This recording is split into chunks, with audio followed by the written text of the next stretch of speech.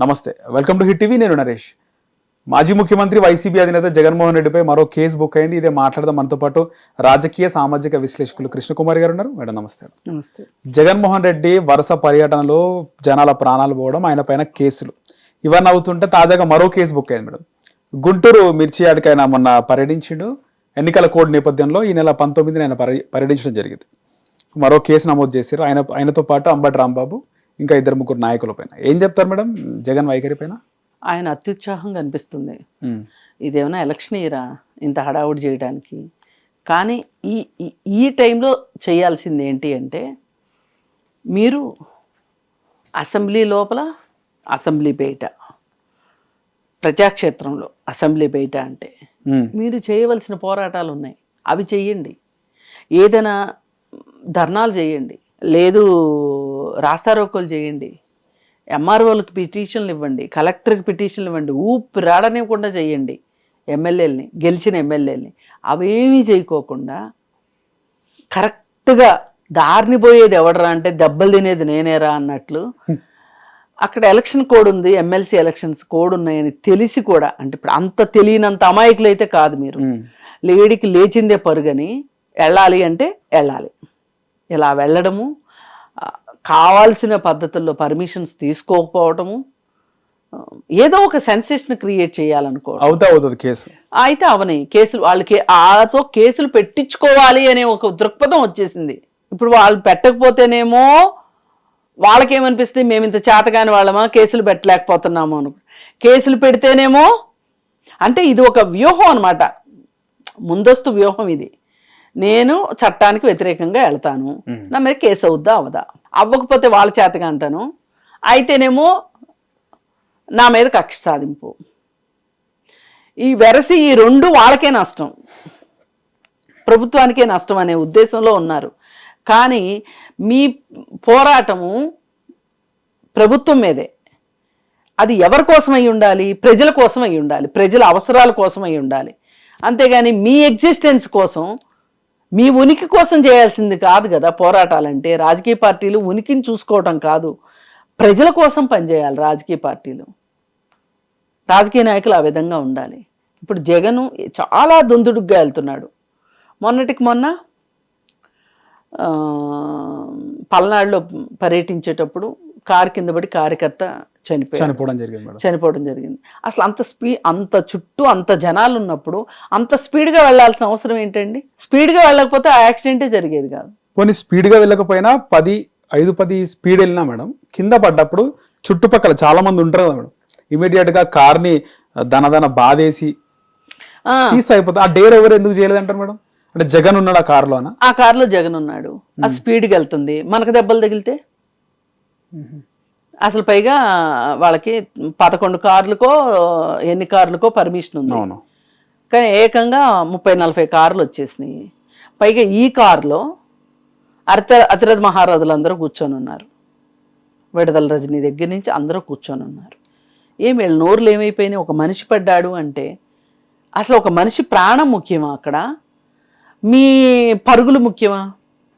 పైగా మీరు వచ్చింది కూడా ఎవరి కోసం? చనిపోయిన వ్యక్తి. ఆ చనిపోయిన వ్యక్తి ఎలా చచ్చిపోయాడు? ఏమైనా అధికార పార్టీ దుందుడుకు విధానాల వల్ల చనిపోయాడా? చనిపోలే. మీ సాక్షి పేపర్ రాసిన ఓదరగొట్టు వార్తలకి ఏమైనా వైసీపీ గెలుస్తుంది అని 30 కోట్లు బెట్టింగ్ ఆడి ఓడిపోయి సూసైడ్ చేసుకుని చనిపోయాడు. అతనికి మీరు విగ్రహం పెడతారు. అతనికి విగ్రహం పెట్టి సామాన్య ప్రజలకి ఏం సంకేతం ఇద్దాం అనుకున్నారు? అతను ఏమన్నా ప్రజా పోరాటం చేసి చచ్చిపోయాడా? లేదంటే పోలీసులు లాఠీ చార్జీలో చనిపోయాడా? లేకపోతే అధికార పార్టీ హత్యాకాండలో చనిపోయాడా? ఏం చనిపోయాడు? అసలు అతను చావుకున్న విలువ ఏంటి చెప్పండి మీరు? ఆ వ్యక్తికి ఉన్న విలువ ఏంటి సమాజంలో? అతను విగ్రహం ప్రతిష్ఠించడానికి మీరు వస్తారు. వచ్చినప్పుడు ఆ ప్లకార్డులు రాజారెడ్డి రాజ్యాంగం అని, రప్ప అని, నరుకుతామని, పొడుస్తామని. దానికంటే ముందు తెనాలి పోలీసులు చేసిన దుశ్చర్యని మీరు ఖండించండి. దానికోసం మీరు వ్యాసాలు రాయండి, ప్రజలకు అర్థమయ్యేటట్లు చెప్పండి, లేదు డీజీపీ ఆఫీస్ ముందు గొడవ చెయ్యండి. ఇవి ఉన్నాయి మార్గాలు. ఇవి వదిలేసేసి వాళ్ళని పరామర్శించడానికి వెళ్తే వాళ్ళు పచ్చి దొంగలు, వాళ్ళు నేరస్తులు వాళ్ళు. కాకపోతే మన అభ్యంతరం ఏంటి అంటే ఇక్కడ ఆ నేరస్తుల్ని ఆ విధంగా శిక్షించే హక్కు పోలీసులకు లేదు. మీరు అది మాట్లాడండి మేడం. ఈ మధ్య జగన్ ఎక్కడికి వెళ్ళినా కూడా ఎవరో ఒకరు చనిపోతున్నారు మేడం. ఆయన పోయే కార్యక్రమాలు కూడా చనిపోయిన వ్యక్తుల కోసం పోతున్నాడు పరామర్శకి. పోయినప్పుడల్లా ఒక మరణం సంభవిస్తుంది మీరు గమనిస్తే. ఏంది ఏం సెంటిమెంట్, ఏం టైం? సెంటిమెంట్ లేదు, ఏం లేదండి, సెంటిమెంట్ లేదు, ఏం లేదు. ఇప్పుడు అంతమంది జనాలు ఉన్న దగ్గర స్పీడ్గా పోనిచ్చడం అనేది దుర్మార్గం. ఎవరికి కొద్దిగానే కనిపిస్తుంది మేడం. ఎందుకు కనిపించదు? రైట్ మిర్రర్లు ఉంటాయిగా, ఏ మిర్రర్ లేకుండా నడిపితే ఆయనే చేస్తాడు. ముందు వెనకొచ్చేవాడు ముందెళ్ళేవాడు కనిపిస్తారు కదండి. ముందెళ్ళేవాడేమో మనకే కనిపిస్తాడు, సైడ్ మిర్రర్లో నుంచి వెనక నుంచి వచ్చేవాళ్ళు కనిపిస్తారు కదా. అందరూ డ్రైవింగ్ చేయట్లేదా? కానీ జగన్ గానీ ఆ నాయకులు గానీ పట్టించుకోకుండా వెళ్ళిపోవడం ఎంతవరకు సమంజసం అంటారు? అసలు సమంజసం కాదు. అదే ఇప్పుడు అసలు వార్త. అతను చనిపోవటానికి వీళ్ళ యాటిట్యూడ్ కూడా కారణం. అసలు వీళ్ళు ఎందుకు చెప్పరు?